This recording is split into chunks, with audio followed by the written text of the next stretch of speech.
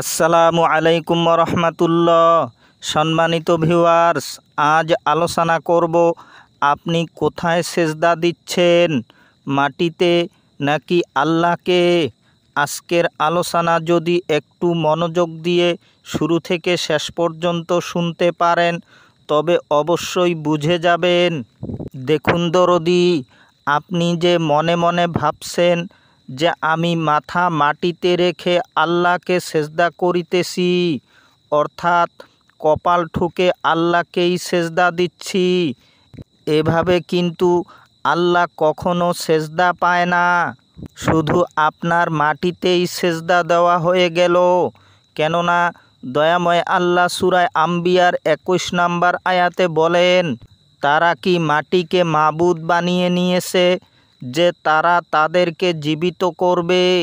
এ আয়াত থেকে স্পষ্ট বোঝা যাচ্ছে যে আপনি মাটিকে সেজদা দিচ্ছেন। তাই মাটিতে সেজদা দিয়ে কোনো লাভ হবে না।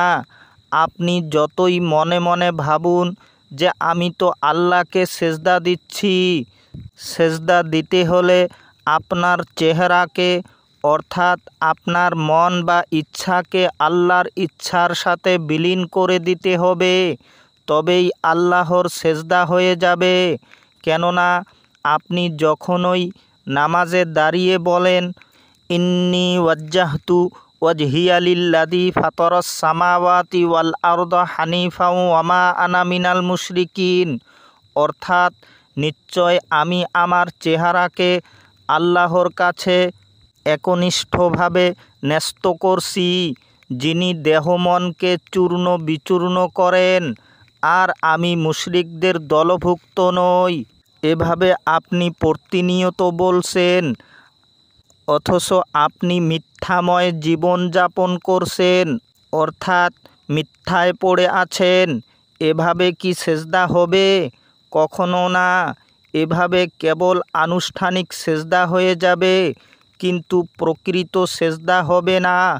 তাই সময় থাকতে, অর্থাৎ আপনার দেহ মন চূর্ণ বিচূর্ণ হওয়ার আগেই একজন সরল মানুষের কাছে আত্মসমর্পণ দিয়ে নিজেকে শুধরিয়ে নিয়ে আপনিও সরল মানুষে পরিণত হন, তবেই আপনার সেজদা আল্লাহর কাছে গ্রহণযোগ্য হবে।